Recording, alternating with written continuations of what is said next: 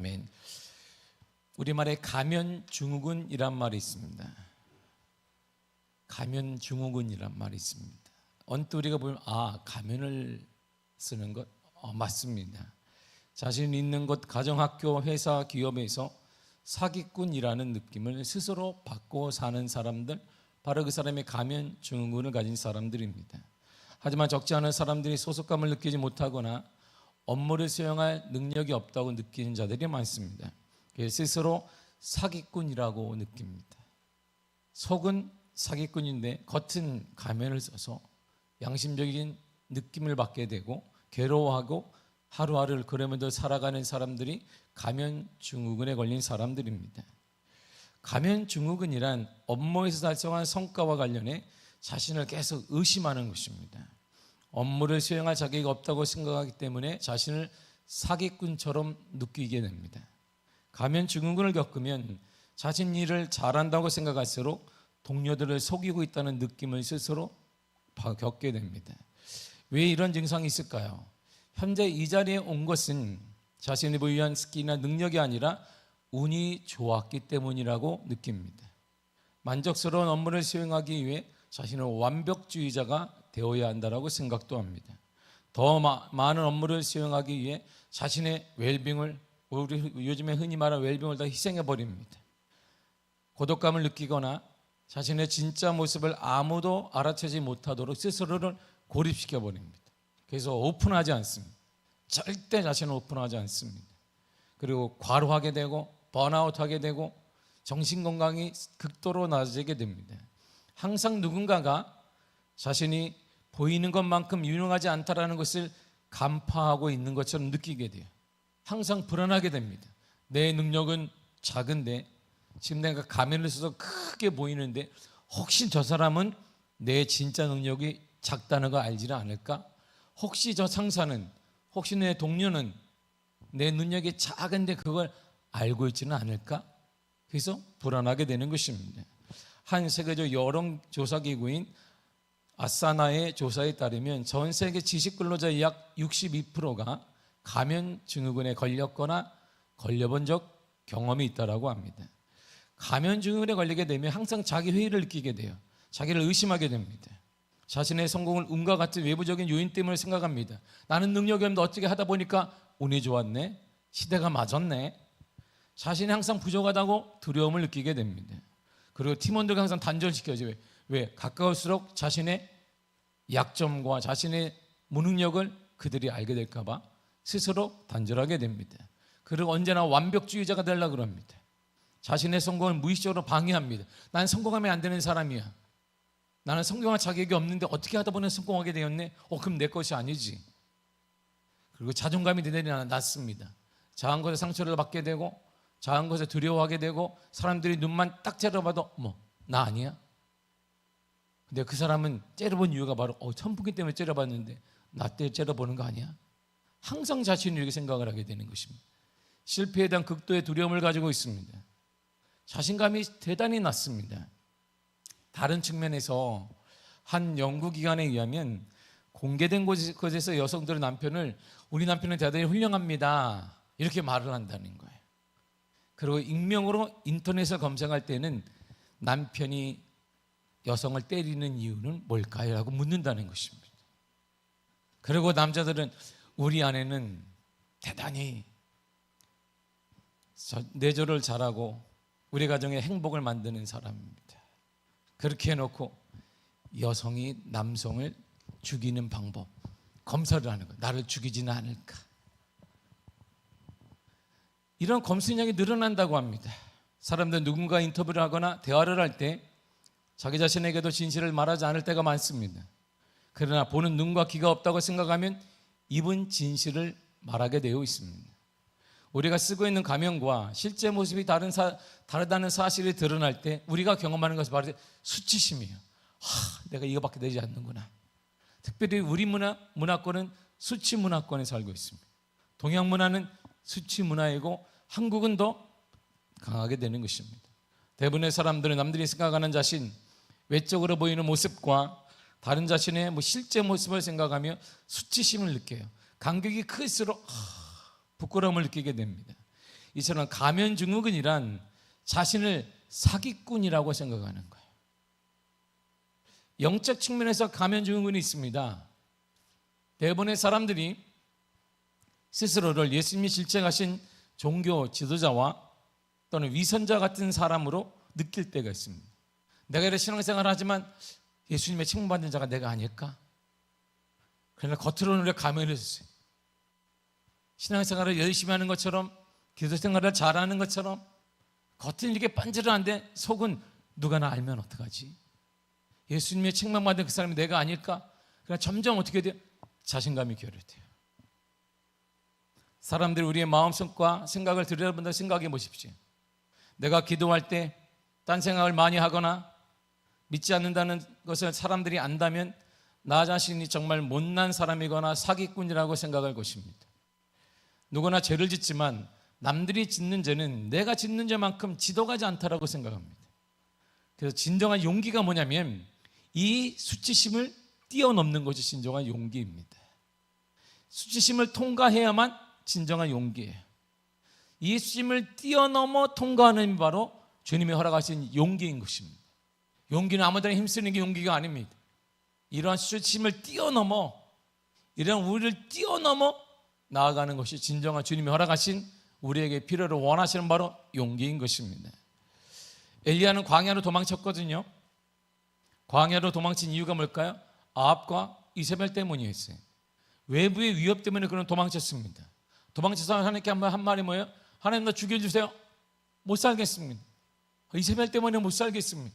이세벨이 너무 무섭습니다. 꿈만 껴도 이세벨이 나타나요. 이렇게 꿈을 딱 보면 너 죽는다. 이세벨이 나를 째려보고 있어요. 그래서 화장실만 갈래도 이세벨이 쫓아오는 것 같아. 너 죽는다. 너. 그러니까 하나님께 하나님 나 죽여주세요. 이렇게 말을 하지 않습니까?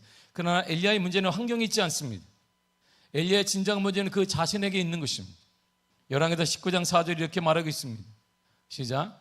자기 자신은 광야로 들어가 하룻길쯤 가서 한 로뎀나무 아래 앉아서 자기가 죽기를 원하여 이르되 여호와여 넉넉하오니 지금 내 생명을 거두시옵소서. 나는 내 조상들보다 낫지 못하니이다 하고. 아멘. 왜 도망쳤을까요?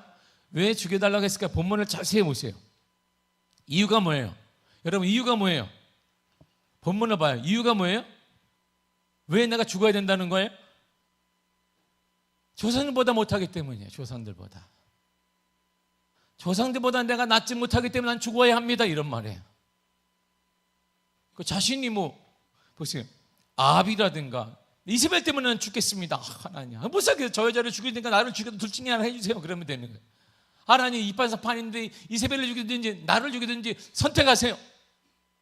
그러면 되는데 그 이유가 아니에요.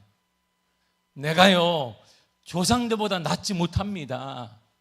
조상들의 신실한 신앙보다 낫지 못하는데 내가 살아서 뭐 하겠습니까? 엘리야가 그렇게 말해요.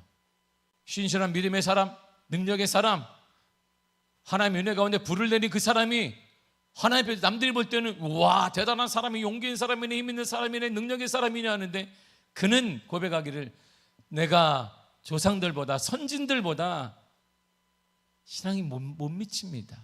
그니 살아서 뭐 하겠습니까? 그 문제는 외부 세력이 아니었던 거예요. 어디에 있는 거예요? 자신에게 있는 거예요. 그리고 또 그가 이렇게 말합니다. 열왕기상 19장 4절에 시작. 그가 대답하되 내가 만군의 하나님 여호와께 열심히 유별하오니 이는 이스라엘 자손이 주의 언약을 버리고 주의 저단을 헐며 칼로 주의 선지자들을 죽이며 오직 나만 남았거늘 그들이 내 생명을 찾아 빼앗으려 하나이다. 아멘. 하나님의 충성스러운 사람이 다 죽었습니다. 그리고 나만 남았습니다. 그러니까 그들도 다 죽었으니까 나도 죽게 될 겁니다. 한낱 연약한 인간일 뿐입니다. 그의 사명과 삶을 바라보면서 그는 지금까지 모든 것이 실패했다고 선언하고 있는 것입니다. 아, 나보다 뛰어난 사람도 실패했는데 나도 실패하는구나. 그러니 하나는 죽여달라는 것입니다. 나는 사명자로 실패했습니다. 나는 실패한 사람입니다. 신앙도 실패했습니다. 사명도 실패했습니다. 모든 게 실패했습니다. 내가 선택할 수 하나밖에 없습니다. 나는 죽는 것밖에 없습니다.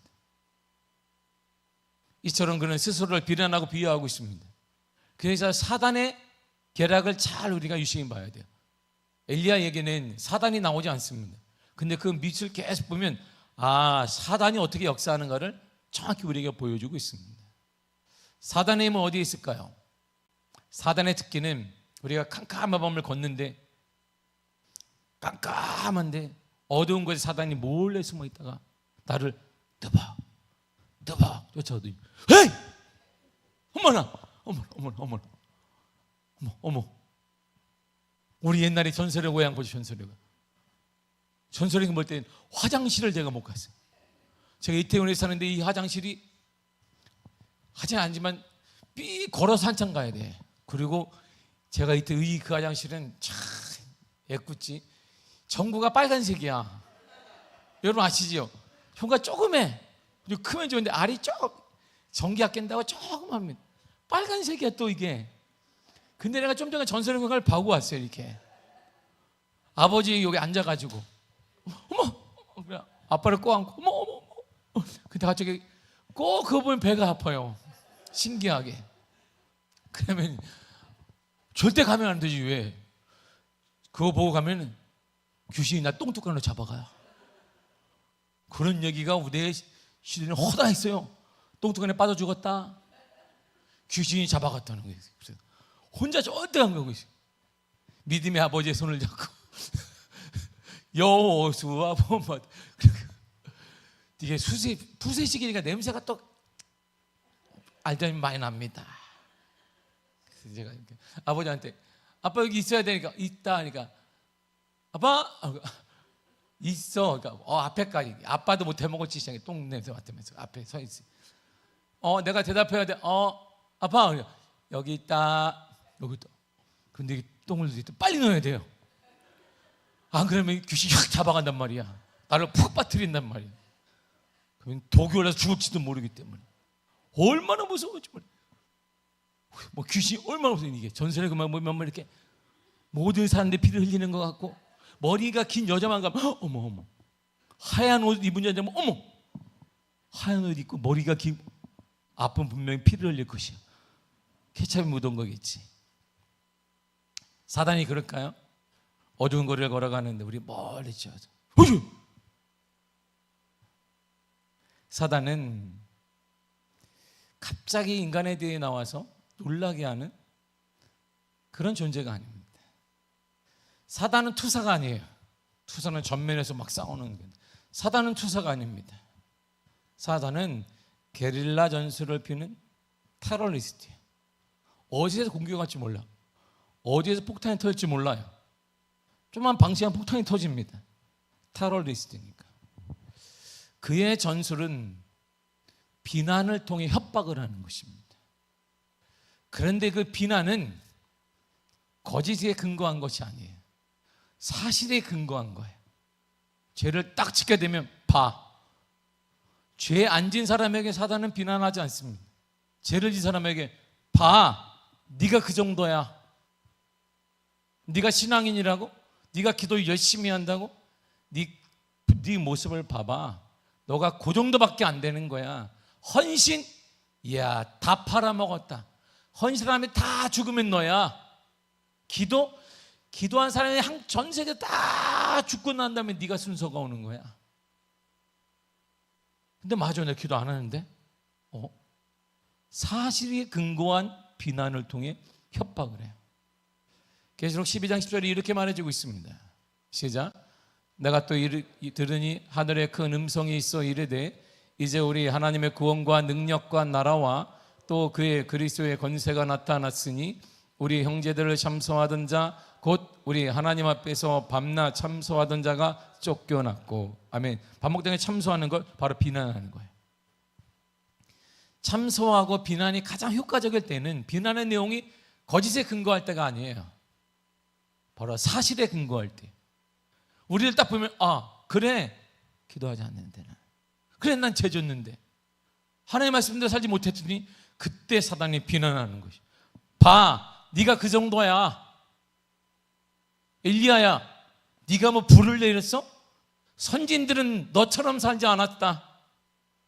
선진들은 다윗 봐라, 골리앗 앞에서도 내가 너는 칼과 단창으로 나오니 나는 하나님의 이름으로 나온다고 했는데 니는 아합이란 여성 앞에 두려워 떨고 있니? 그게 신앙이냐? 그러니까 엘리야가 그래, 내가 그 모양이지. 살아서 뭐하냐? 그래서 하나님 나 죽여주세요. 너무 부끄러운 거예요, 자신의 신앙이. 또한 사단은 이런 존재입니다. 요한복음 8장 44절입니다. 시작. 내가 또 너희는 너희 아비 마귀에서 났으니 우리 아비의 욕심대로 너희도 행하고자 하느니라. 그는 처음부터 살인한 자요 진리가 그 속에 없으므로 진리에 서지 못하고 거짓을 말할 때마다 제 것으로 말하나니 이는 그가 거짓말장이요 거짓의 아비가 되었습니다.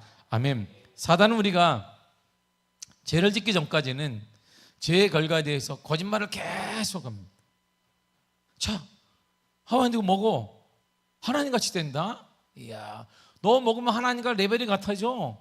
레벨이 급상승해. 먹어라. 급상승하는 거예요? 하나님 분명 얘기했거든요. 먹으면 죽으리라 그랬어요. 근데 거짓말을 해요.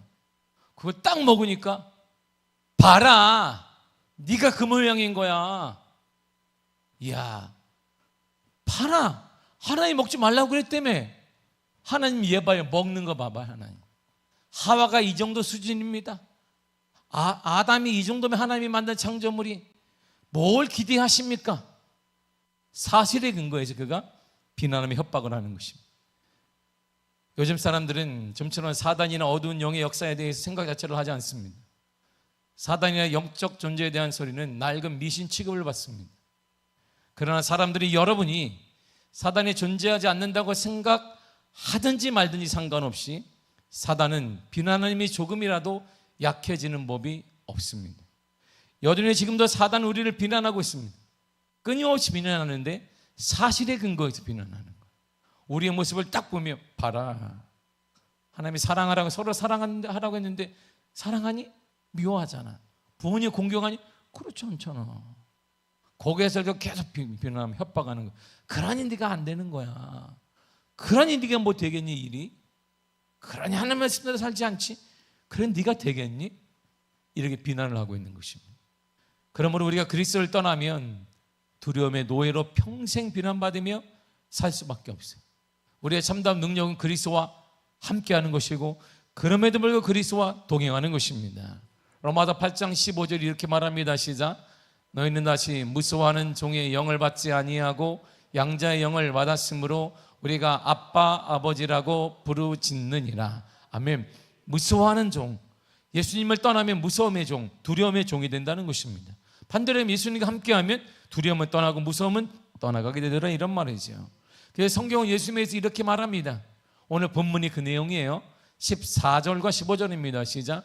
자네들은 혈과 육에 속하였음에 그것 또한 같은 모양으로 혈과 육을 함께 지니심은 죽음을 통하여 죽음의 세력을 잡은 자 곧 마귀를 멸하시며 또 죽기를 무서워함으로 한평생 매여 종 노릇하는 모든 자들을 놓아주려 하심이니. 아멘.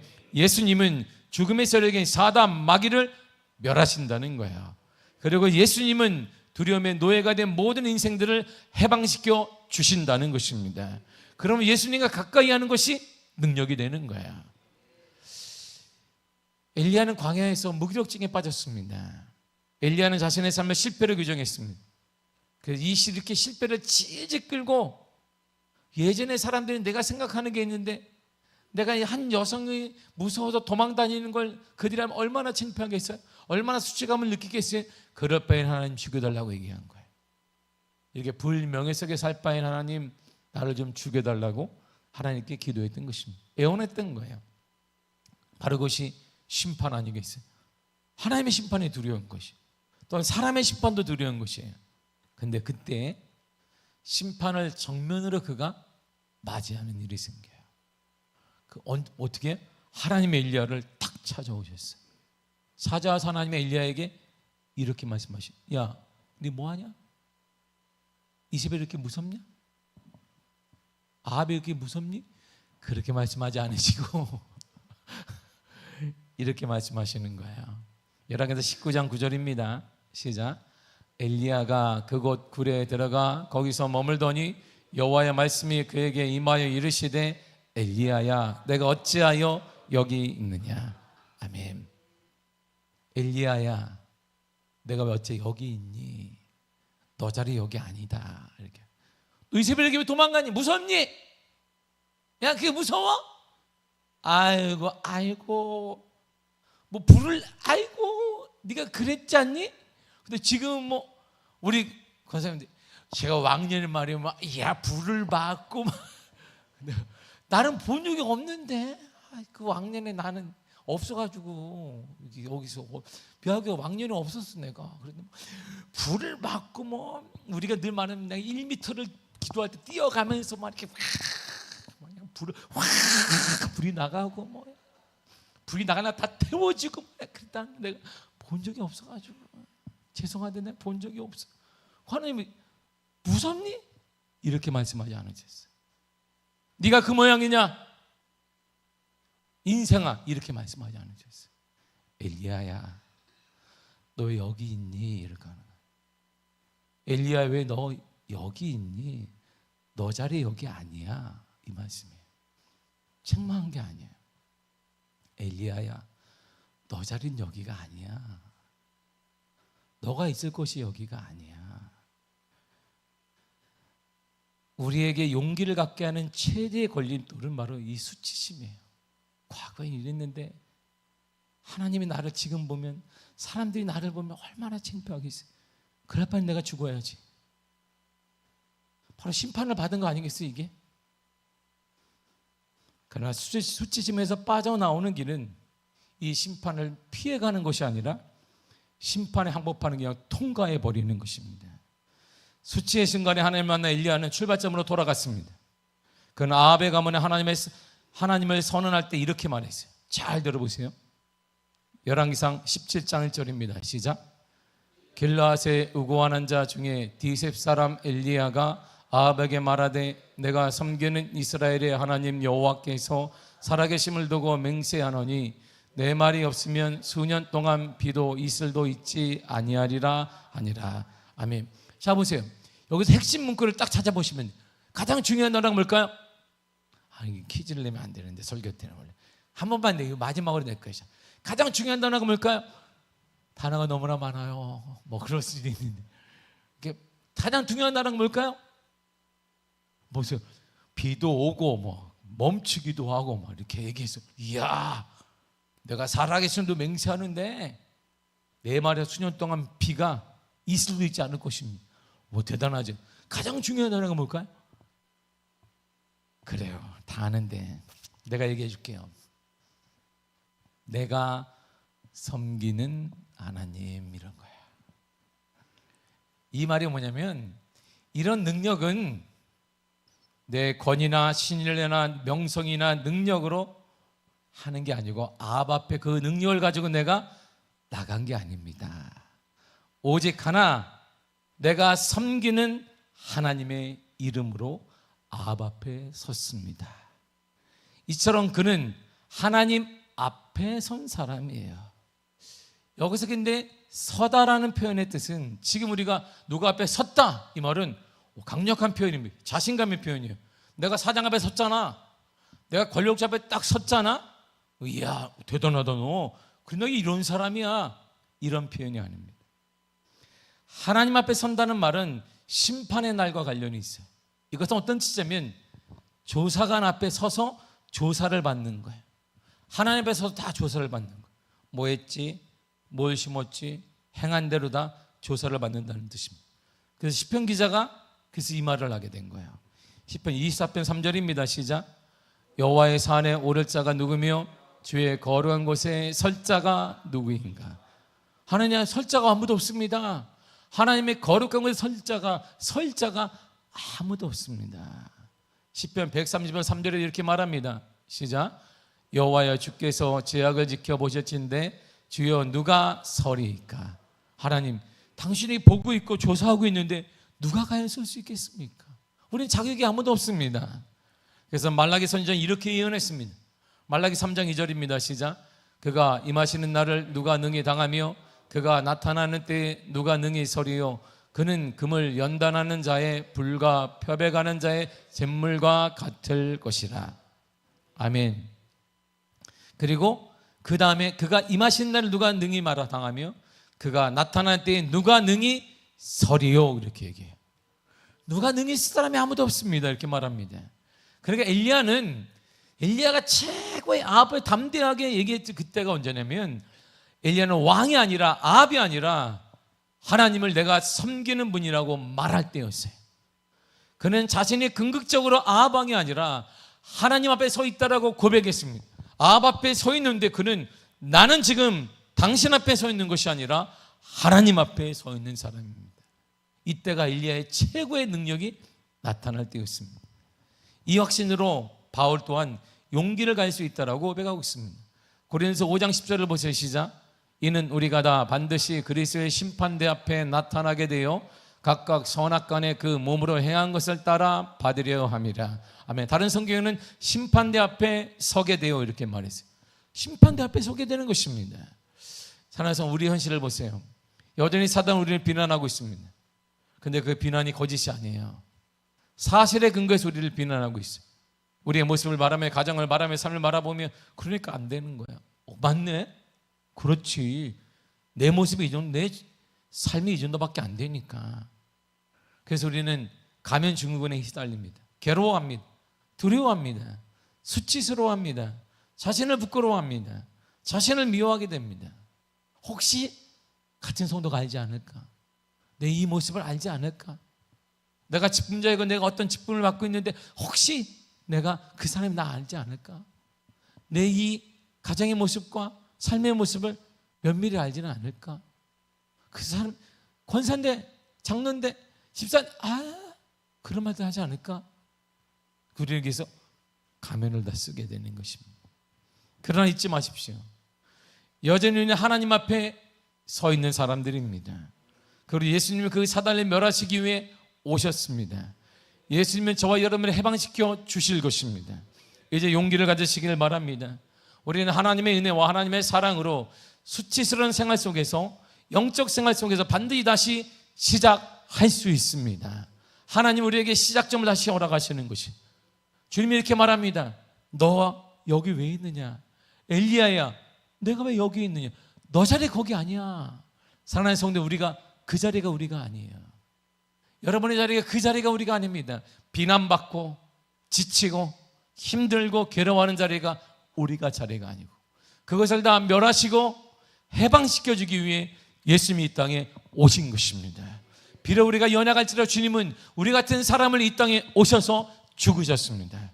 이제 사단의 역사는 끝난 것입니다.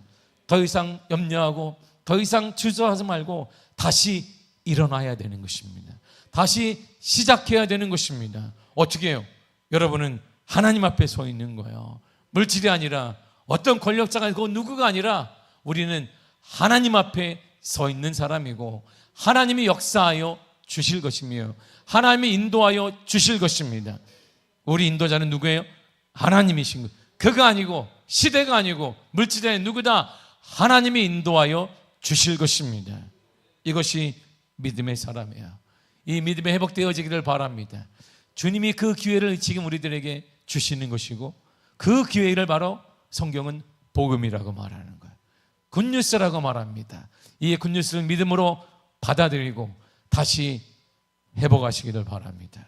다시 일어나시기를 바랍니다. 기도하겠습니다. 하나님 감사합니다. 주의 은혜 의뢰 가운데 허락하신 은혜를 감사드립니다. 참다운 용기는 하나님의 은혜를 받아들이는 것입니다.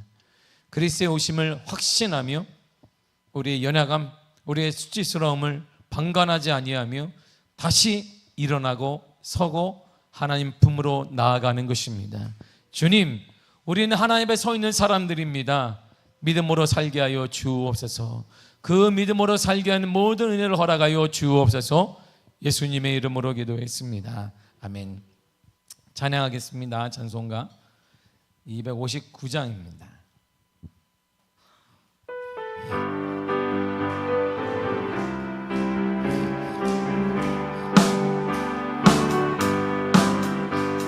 예수 십자가에 흘린 피로써 그대는 씻기어 있는가? 더러운 죄 회개하는 능력을 그대는 참으지 않은가? 예수의 보혈로 그대는 씻기어 있는가? 마음속에 여러 가지 죄악이 깨끗이 씻기어 있는가? 주 예수와 밤낮으로 늘 함께 그대는 행동을 하는가? 아무 때나 어디서나 그대는 십자가 붙들고 있는가? 예수의 보혈로 그대는 씻기어 있는가? 마음속에 여러 가지 죄악이 깨끗이 씻기어 있는가? 주님 예수 다시 올 때 그대는 영접하에 복이 있는가? 그대 몸을 거룩한 곳 천국에 들어갈 준비가 됐는가? 예수의 보혈로 그대는 씻기어 있는가? 마음속에 여러 가지 죄악이 깨끗이 씻기어 있는가? 모든 죄의 더러워짐 예복을 주 앞에 지금 담아서서 샘물같이 솟아나는 보혈로 눈보다 더 이게 씻으라. 예수의 보혈로 그대는 씻기어 있는가? 마음속에 여러 가지 죄악이 깨끗이 씻기어 있는 예수의 보혈로 그대는 씻기어 있는가? 마음속에 여러 가지 죄악이 깨끗이 씻기어 예수의 보혈로 그대는 씻기어 있는가? 마음속에 여러 가지 죄악이 깨끗이 씻기어 있는가?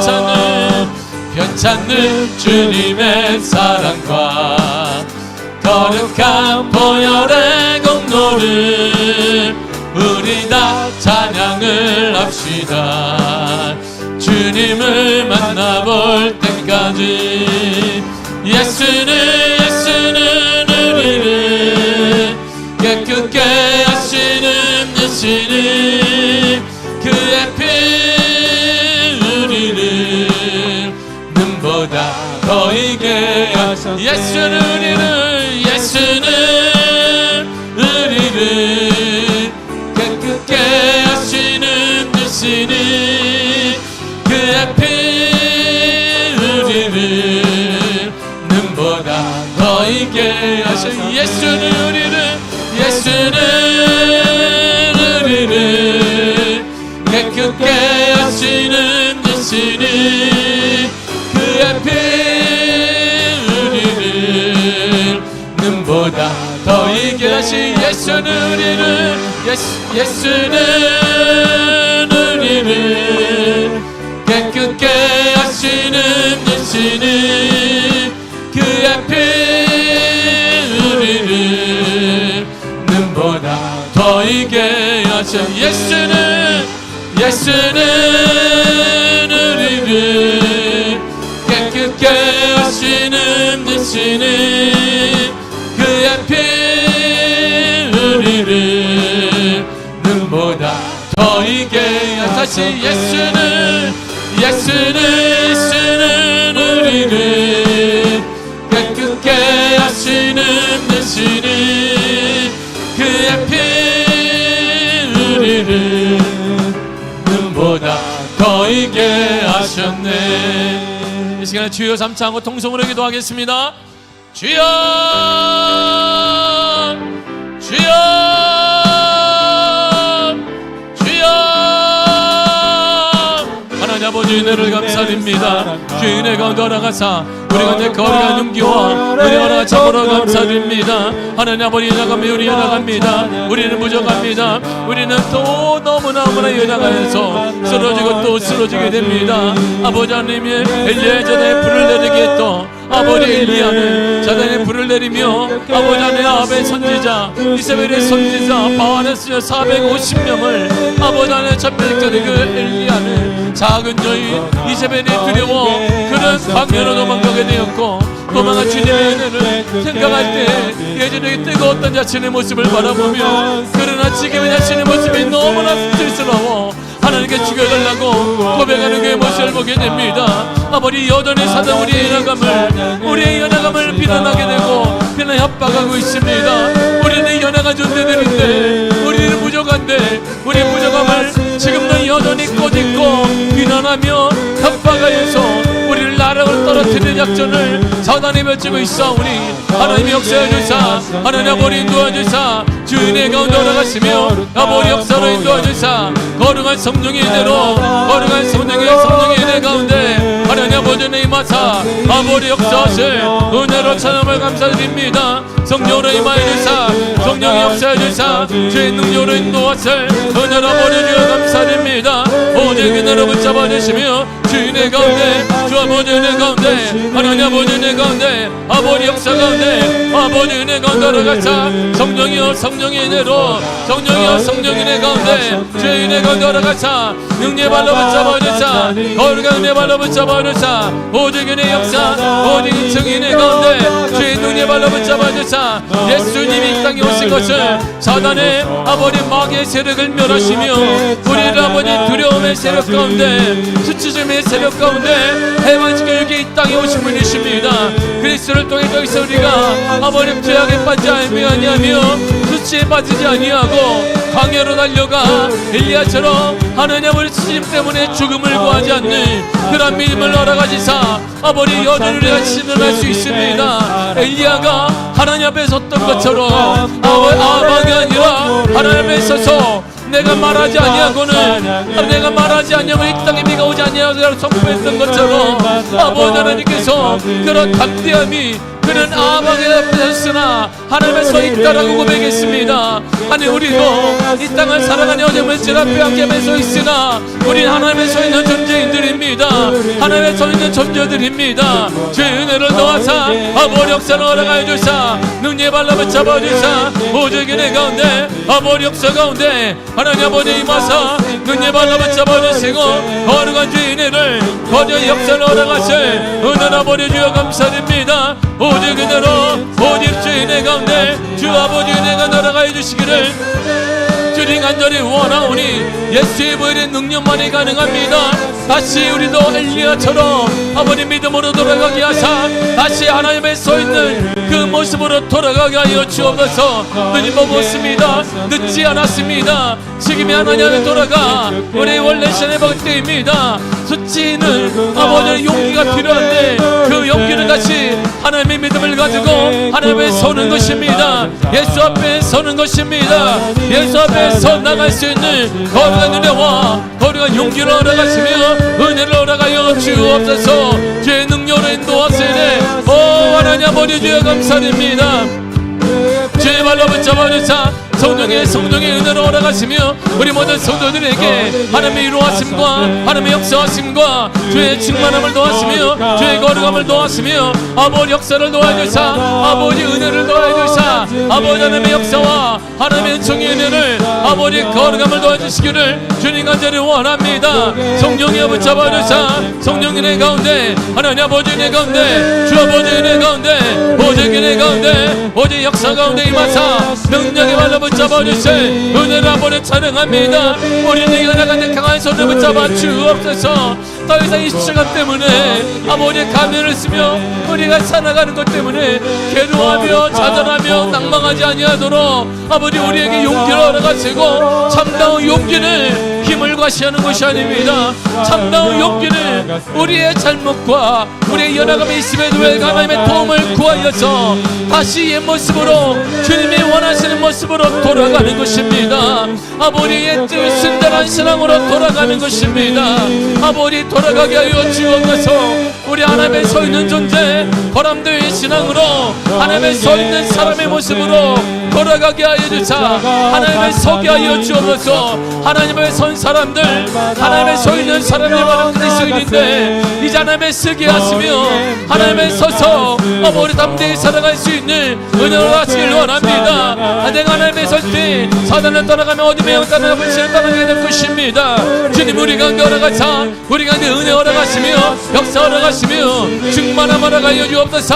아버지 역사하시는 일을 원합니다. 어둠의 영들이 예수의 문을 떠나가는 역사가 우리 가운데 허락하시고 더 이상 이제 늦춰지지 아니하며 나를 나 자신을 하나님의 세우게 하여 주옵소서. 하나님의 세우게 하여 주사 아버지 하나님의 도우심 아버지 영원히 나를 판단하지 아니하시며 나에게 정죄하지 않은 하나님을 사랑으로 안으시고 엘리야를 향하여서 정죄하지 않으시고 엘리야야 내가 어찌하여 여기 있느냐 너자는 여기가 있는데 왜 여기 있느냐라고 간절히 주님을 엘리야를 만드시고 하나님의 은혜가 우리가 나타나게 하사 왜 너희들이 여기 있느냐 왜 너희들이 실패의 자리에 있느냐 왜 너희들이 죽음의 자리에 있느냐 너희들 자리가 여기가 아니니 너희들에게 여기가 아니라고 말씀하시는 하나님의 은혜의 말씀을 우리가 믿음으로 받아 하나님의 우리 자신을 세우고 다시 일어나게 하사 돌아가게 하사 회복의 영광을 누리는 놀라운 은혜 아버지 주시기를 원합니다. 성령의 붙잡아 주사 성령의 은혜 가운데 주 아버지 은혜 가운데 아버지 역사 가운데 하나님 아버지 나사 능력의 발로 붙잡아 주실 은혜 아버지 주여 감사드립니다. 오직 은혜로 오직 주의 은혜 가운데 주 아버지 은혜 가운데 하나님 아버지 은혜 가운데 아버지 역사 가운데 아버지 은혜로 붙잡아 주사 거룩함으로 인도하사 거룩한 역사 거룩한 주의 은혜 가운데 아버지 은혜 가운데 주 아버지 은혜 가운데 성령의 은혜 가운데 주의 충만함으로 인도하사 은혜 아버지 주여 감사드립니다. 오 하나님의 역사 가운데 오 하나님 아버지 은혜 가운데 주 아버지 은혜 가운데 성령의 은혜 가운데 아버지 은혜 가운데 알아가사 능력의 발로 붙잡아 주실 은혜 아버지 주님 감사드립니다. 성령의 붙잡아 주사 성령의 인도하사 성령의 역사해 주시기를 주님 간절히 원합니다. 오직 은혜로 붙잡아 주옵소서. 오직 주의 은혜로 주의 역사가 나타난 놀라운 주의 은혜를 우리가 알아가시기를 원합니다. 하나님의 거룩한 부흥을 의미하게 알아가사 이제 참된 부흥의 역사 부흥이 열려지게 하시며 부흥이 열려지게 하여 주옵소서. 사단의 영이 떠나가게 하시며 불신이 떠나가게 하시며 이제 어둠의 영들이 떠나가 참된 부흥의 은혜가 회복의 영광에 드러난 놀라운 주의 은혜를 아버지 열어가시기를 원합니다. 우리가 하나님의 서있는 명분 우리 미아교회를 통해 하나님 영광 받아주사 아버지 영광 받아주사 아버지 영광 받아주사 아버지 인도하주사 주의 은혜 가운데 올라가사 주의 역사 가운데 올라가주사 오직 은혜로 오직 주의 은혜 가운데 거룩한 주의 은혜 가운데 올라가세 은혜로 아버지 사랑하며 감사드립니다. 성령의 붙잡아 주옵소서. 성령의 인도하여 주사 거룩한 은혜 발로 붙잡아 주사 오직 은혜 가운데 오직 역사 가운데 하나님 아버지 은혜 가운데 주 아버지 은혜 가운데 올라가세 은혜로 붙잡아 주시 은혜로 주여 감사드리오니 오 하나님이 하나님 역사해 주사 하나님 은혜의 단비를 은혜의 단비로 올라가시며 우리 모든 성도들에게 참된 부흥의 은혜를 허락하여 주옵소서. 가정마다 부흥의 은혜가 내려지게 하시며 산마다 부흥이 내려져서 아버지 하나님을 경험하는 하나님을 만나는 하나님의 인자를 경험하는 놀라운 은혜를 참된 부흥을 허락하여 주옵소서. 우리가 원하는 하나님의 인자를 경험하는 것입니다. 가정의 부흥에 임하여서 하나님의 인자를 경험하게 하시고 직장과 사업처 일터마다 하나님의 인자를 경험하게 하시며 우리가 공부하는 하나님 가운데 하나님의 인자를 경험하게 하시며 우리의 삶의 하나님의 가운데 믿음의 은혜를 아버지 허락하사 아버지 허락해 주사 아버지 인도해 주사 주의 역사 가운데 주 아버지 은혜 내 가운데 하나님 아버지 내 가운데 오직 내 가운데 오직 역사 가운데 제발로 붙잡아 주세. 은혜라 버리 주여 감사드립니다. 하나님의 역사로 하나님의 은혜 하나님의 총이 내 가운데 주의 내 가운데 아버지 역사 가운데 하나님 아버지 내 가운데 주 아버지 은혜가 돌아가야 주사 능력으로 발로 붙잡아 주세. 주의 능력을 찬양합니다. 오직 은혜로 붙잡아 주옵소서. 역사해 주사 인도해 주사 어느함께 하사 오직 은혜 역사 은총이 은혜로 올라가시 은혜 할렐루야 아버지 하나님 감사드리오니 성령 발로 붙잡아 주사 성령 은혜 가운데 주 은혜 가운데 올라가사 오직 은혜로 오직 주 은혜 주 역사가 돌아가시 은혜 아버지 감사드립니다. 상자봉의 역사가 임하게 하여 주옵소서. 한국교회 임하게 하시며 이 지역의 모든 교회마다 복이 임하게 하여 주옵소서. 이제 어둠의 영들이 완전히 떠나가게 하사 우리를 방해하는 우리가 내가 생각하는 생각의 전환이 믿음으로 오게 하시며 지금 하나님은 통일하게 역사하십니다. 하나님이 일하십니다. 하나님의 역사하십니다. 그러므로 가능합니다. 그러나 지금 내 영원권 역사가 가능하며 지금 내 복이 가능하며 지금 하나님이 가능합니다. 하나님의 은혜가 가능합니다. 아버지 역사해 주사 아버지 인도해 주사 제 능력으로 왔을 제 발로 붙잡아 주시 은혜를 감사드립니다. 하나님의 역사 하나님의 은혜가 돌아가세 할렐루야 아버지 하나님 감사드리오니 성령의 은혜가 돌아가여 주옵소서. 주의 발로 붙잡아 주시 은혜를 감사드립니다. 주의 은혜 가운데 주의 역사 가운데 돌아가세 아버지를 찬양합니다. 주님이여 인도하세 은혜를 찬양하며 주의 역사 가운데 돌아가여 주옵소서. 예수님의 이름으로 기도합니다. 아멘. 하나님 찬양을 합시다. 예수는 우리를 깨끗게 하시는 주시는 그의 피 우리를 눈보다 더 이게 예수는 우리를 깨끗게 하시는 주시는 그의 피 우리를 눈보다 더 이게 하셨네. 예수는 우리를 깨끗게 하시는 주시는 그의 피 우리를 눈보다 더 이게 하셨네. 예수는 우리를 깨끗게 하시는 주시는 그의 피 우리를 눈보다 더 이게 하셨네. 하나님, 우리는 연약한 갈대와 같은 한 인간에 불과합니다. 하나님을 닮고자 하고 예수님을 닮고자 하지만 한순간에 엘리야처럼 불의 사람이 되기도 하고 또 한순간에는 한 여인이 두려워 사막으로 도망친 채 하나님을 볼 때, 사람들이 볼 때 자신의 삶이 너무나 부끄러워 나를 죽여달라고 고백하는 한 인간에 불과합니다. 때로는 한 번의 성공으로 모든 것을 이룰 것처럼 생각하다가도 좌절과 낭망을 몇 번 경험한 후에는 나는 아무것도 할 수 없는 무력한 사람이다라고 자신과 주위 사람들을 원망하며 살아갈 때가 얼마나 많은지 모릅니다. 예수님이 이 땅에 오신 것은 이렇게 우리를 비난하고 좌절에 빠지고 가면을 쓰게 되며 수치감을 느끼게 하는 어둠의 영들 사단을 멸하기 위해서 오셨습니다. 그리고 두려운 가운데 빠져있는 우리를 해방시켜주기 위해 오셨습니다.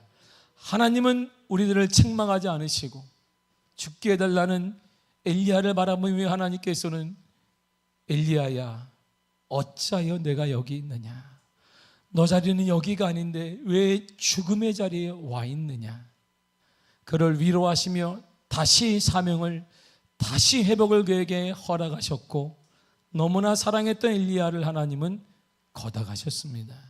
하나님, 우리도 다시 일어나게 하여 주옵소서. 연약한 우리를 다시 한번 회복시켜 주옵소서. 우리의 자리가 여기가 아닙니다. 실패와 좌절과 원망과 수치감을 느끼며 우리 인생이 끝났다라고 고백하는 자리가 이 자리가 아닙니다. 우리의 자리는 하나님과 동행하는 영광의 자리이며 예수님과 함께하는 승리의 자리입니다. 주님, 다시 일어나게 하여 주옵소서. 우리를 일어나게 하여 주옵소서. 회복시켜 주옵소서.